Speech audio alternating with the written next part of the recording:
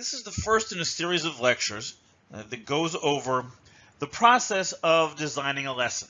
Right? And by a lesson, we mean an individual sequence of instruction whose goal is to convey a specific, relatively small set of ideas to a student, and that usually takes place over the course of one or maybe two class sessions. So this part of the design process has three pieces, right? First is the design of learning objectives.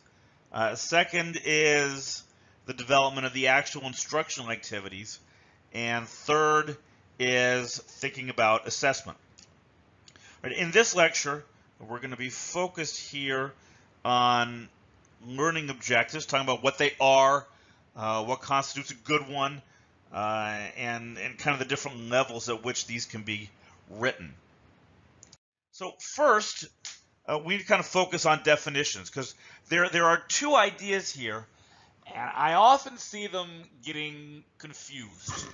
Right? On the one hand, we have a learning outcome, which is a very broad goal that generally applies to an entire course.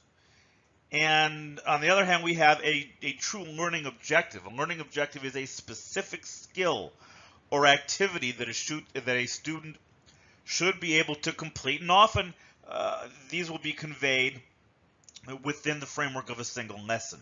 So let's look at some examples here. Students will be able to solve polynomial equations. This is a learning outcome.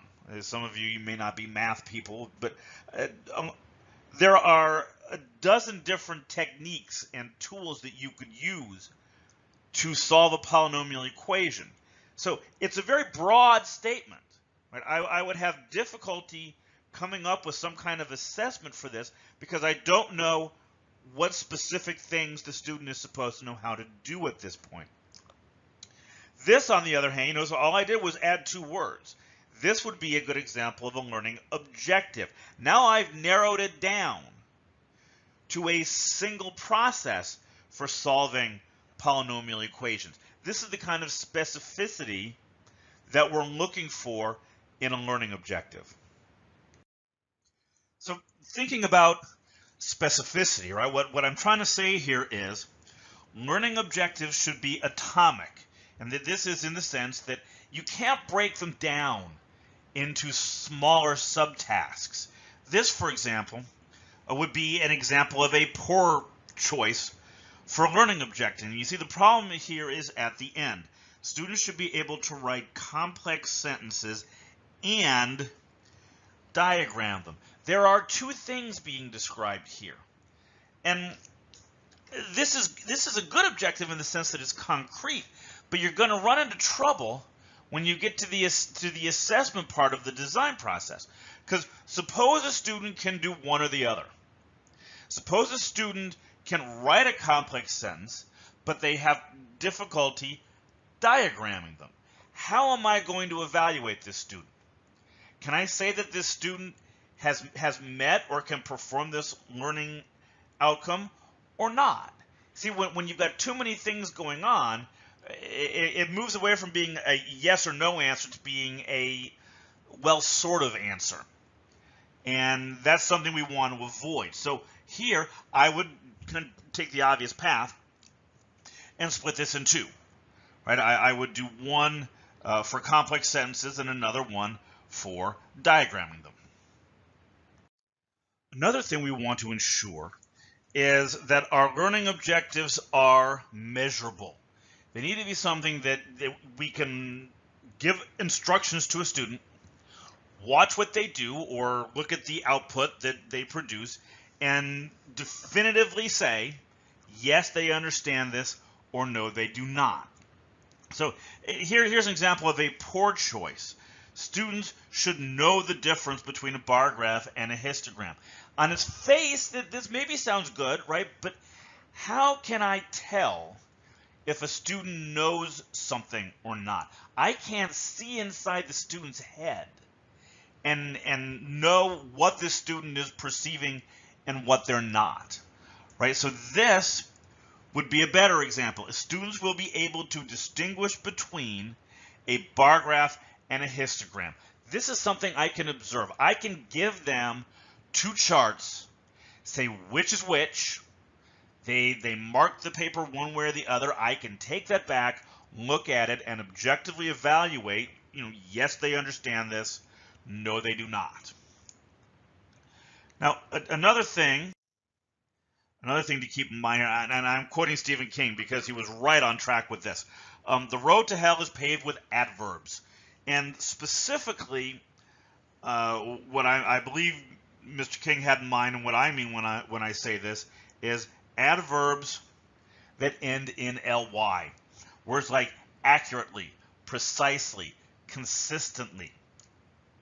Those are words that don't tell me anything, right? Think about this example here. The student will accurately calculate the area of a triangle. Can you imagine a circumstance where you would consider it okay for a student to inaccurately calculate the area of a triangle? You see, you're always going to want them to do it accurately. The word doesn't add anything because it should be assumed. Of course we want to get an accurate answer.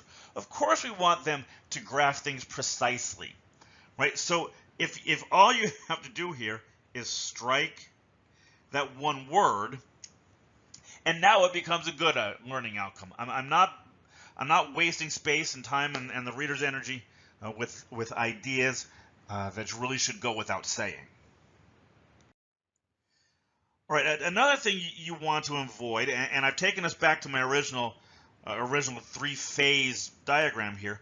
You want to avoid including any kind of benchmarks, right? For example, here the student will correctly. I slipped correctly in there, right? So there's two problems in here. First, we're going to take correctly out. The student will correctly identify a right triangle 80% of the time. That's a benchmark. Right? That's a measure of how accurate the student needs to be in their work. That's something that belongs over here in the assessment category. And you don't want to slip it in early, because doing this, it locks you in. Right? If you might have this same learning objective that you're using in two different classes. For example, you may have kind of a general class of students where 80% is acceptable, and you may also have a class of advanced students with somewhat higher expectations where you want them to be more up in the 90% range. By putting this into a learning objective, like I said, you've locked yourself down, right? You've locked yourself into a particular assessment strategy earlier than you need to. So I would strike this, and of course that correctly there. And now we have a good outcome. I would probably, the student will identify a right triangle. Yeah, okay. It's going to maybe put be able to in there. But no, that'll work. That would make for a good learning objective. All right, so when you're designing these objectives, you can have one concept and write objectives that still work at multiple levels. And I've got here a copy of Bloom's taxonomy. Those of you who have been teaching for more than 6 months, you're probably already tired of this thing. Every professional development presenter in the world seems to think that they need to get this slide in at some point. And so, of course, here I am putting it up here as well. But when we're talking about learning objectives, it's a good thing to focus on.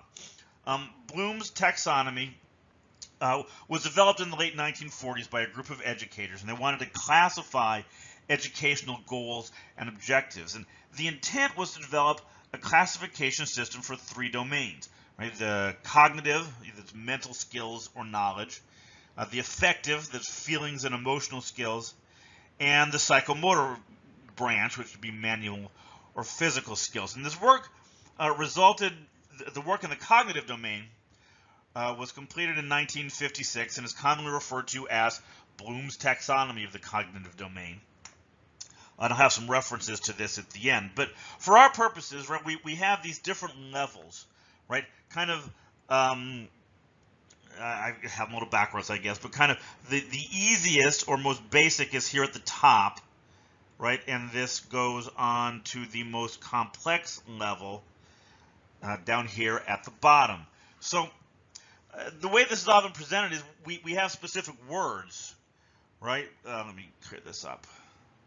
Whoops, there we go, get that out of here.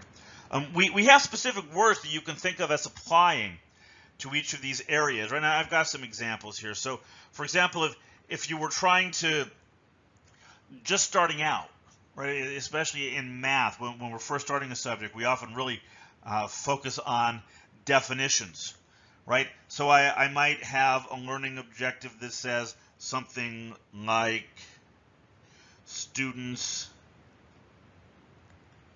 can state the, I think about a geometry class here, Pythagorean theorem.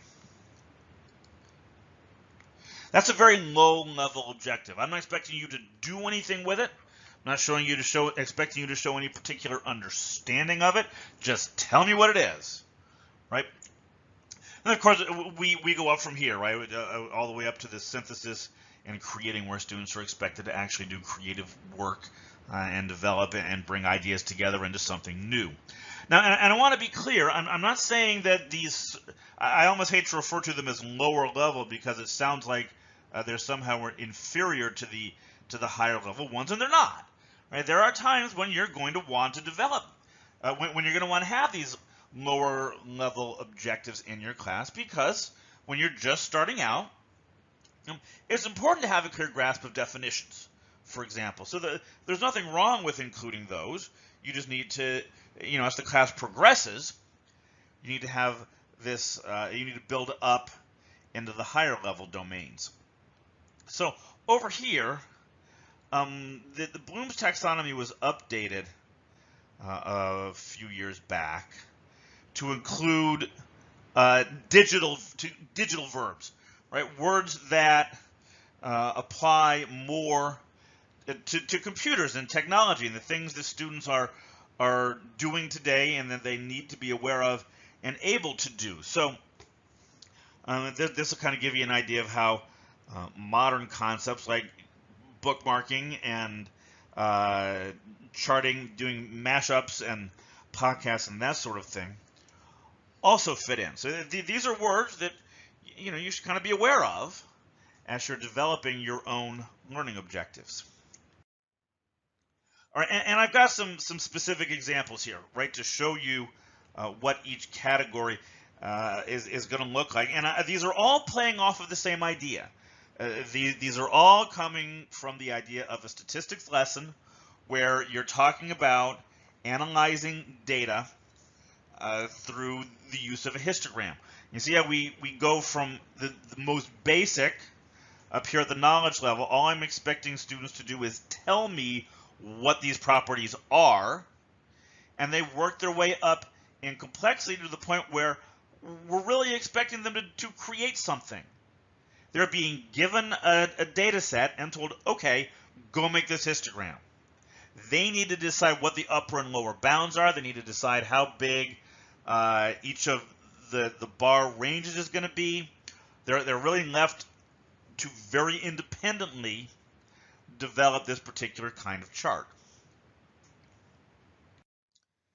So in the interest of full disclosure, there are some criticisms of learning outcomes, and there are some, just being honest, there are some that I think are a little silly, but there are a few that I think have merit and that I think to some extent are avoidable if you know that they're out there. One of them is that outcomes tend to put the focus on outcomes, and what I mean by this is sometimes you can miss the forest for the trees, right? It's easy to get so focused on what you're supposed to be doing today that you forget that there's a bigger picture. And this, I think, is avoidable if you're aware that the situation exists and that this can happen. If you're thinking primarily this is going to take place when you're thinking about specific instructional activities, if you're aware of how what you're teaching today ties back to what you taught yesterday and what you're going to be teaching tomorrow, it's good to bring those things into the classroom. right? It helps to make students see that there is a big picture here, and that they need to be aware of it. The second issue, the second criticism that I think is a valid one of learning outcomes is that it tends to canalize the classroom. Right? And what I mean by that is it puts you into a track. You get very focused on working your plan and teaching these specific objectives, and it's possible sometimes to lose opportunities. You're teaching one thing and somebody asks a question, and next thing you know, there's something else. You're on this tangent, and everybody's excited and interested in this tangent. And if you're really focused on learning objectives, you can get concerned and try to pull things back, right? And bring the focus back to where you had originally planned for the lesson to be. Then I think that's a bit of a mistake. The process here can be as important as the end goal, right? In addition, and this is especially true with younger students, elementary, even middle school, teaching them the material is important, but it's also important to teach them to enjoy being in the room, right? That learning is about pursuing their interests as much as meeting a specific goal, right? And I know that's challenging.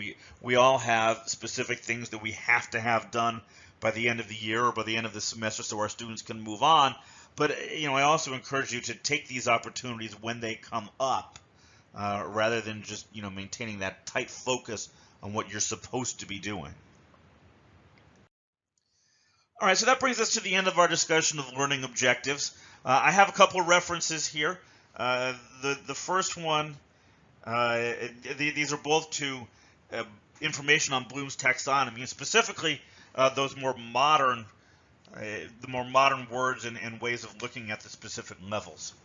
So in the next lecture in this series, we're going to move on to the next part of the triangle, right? And we'll talk about the development of specific learning activities.